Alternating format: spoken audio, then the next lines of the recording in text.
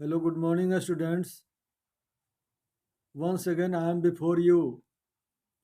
My dear, I am here to execute my duty because it is better to discharge our prescribed duty rather than to sit idly at home. Although we all are instructed to stay at home, but we are not said to sit idly and do nothing. As we know, my dear, in the Bhagavad Gita, Lord Krishna says, स्वधर्मे निधनम श्रेय पर धर्मो भयावह. The line is taken from chapter 3, line number 35. By means of this line, the Supreme God says we must discharge our duty and should not sit uselessly. My dear, we cannot stop time. It goes on and on its path spontaneously. Let us come to the topic. Previously, we learned about chapter number 4 from the diary of Anne Frank. Of course, my dear,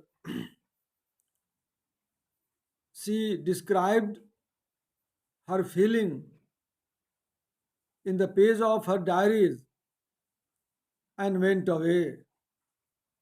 After that, as earlier, she was not expected to be read the lines and expression of her feelings, but it came out, it was published, and was brought before the world. We also learned that why do we people feel the need of writing a diary. As we know, and our lesson begins, writing a diary is a really a strange thing. In my previous lecture, we shared our feelings with you that why do we people mention diary. As Anne Frank says, paper has more patience than people. I personally I justify the statement and feel it better that we must share our feelings, whether good or bad, and should be written in the page of diary so that we can recall the past and can encourage present without having any fear for the future. Today we shall learn three things. First, about Kitty, which was the nickname of the diary. The name was given by Anne Frank. For her kind remembrance, she gave the name to her dearest diary, and we shall also address it with the same name, Kitty. Other thing, what she has mentioned in the diary is that she was much more talkative, although it is her personal demerit. But I think most of us are the same. We like to prove our own statement by telling it again and again. Most of us are addicted with the habit and they are seen talking too much, even uselessly, on different topics. The nature brought some misery for Anne Frank, especially her mathematics teachers, Mr. Kissing, was much more annoyed with her. He disliked, he tried to remove the habit, but it never went on. She could not give up the habit of talking, even in the classroom. We also see that her teacher provided her to write essays on different topics. My dear students, you will surprised to know the title of the topic as it was given, that the first topic was to write an essay on chatterbox. Very surprising topic it is, but she could not lose her temper, could not lose her patience, and describe it with the help of other friends. But she could not give up her habit of talking too much. Her writing could not satisfy Mr. Kissing, and at another time he provided to write to do the same work and said to write an essay on the topic quack quack. My dear, you may think, as we have the title of the topics, certainly is a kind of punishment.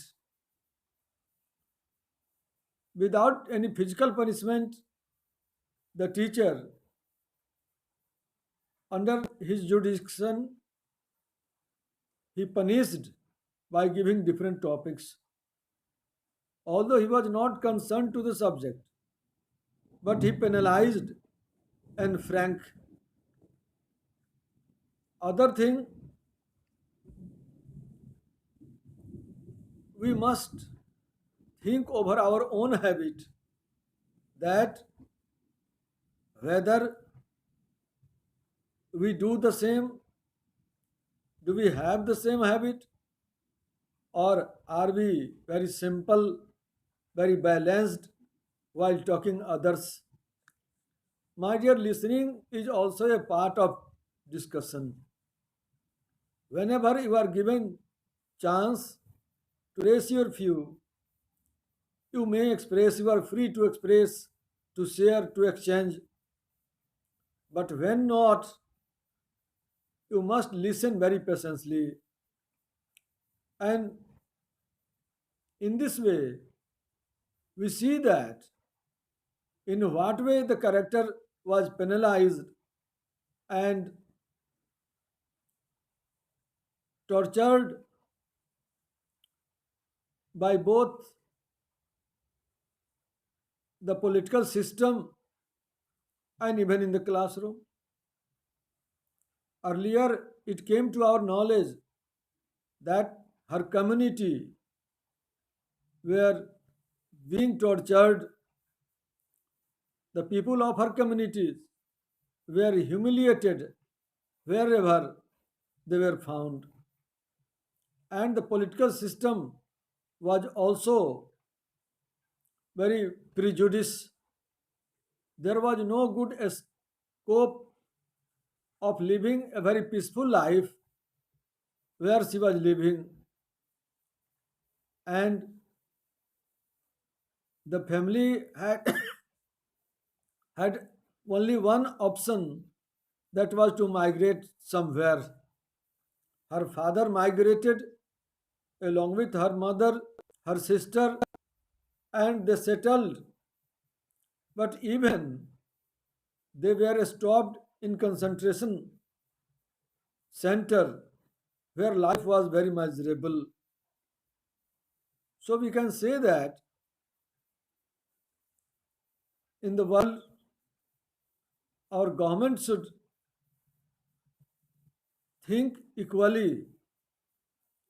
Every citizen should be given equal opportunity to live with all sorts of comforts available for all. And here in our country. See, we have a very good constitution, very good system. We have our executives, we have our legislatives, and we have also a very good judiciary system where we cannot blame any other that we don't have anything. But whenever we go in the past, especially at the time of World War, we see in foreign countries, especially in Europe, there was much more discrimination. People were downtrodden. They don't had a right to live as a very good citizen. And before I conclude today's topic, once again, my dear, would like to encourage you that you never and you should not discontinue your study. Whenever we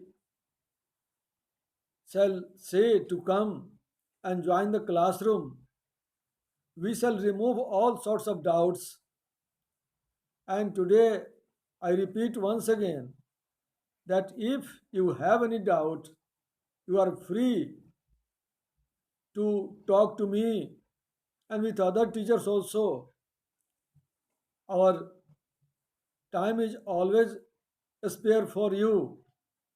You may contact, you may ask in what way you can upgrade yourself, because it is the ultimate aim of our school anyhow to improve you, to provoke by giving all sorts of knowledge by the teachers.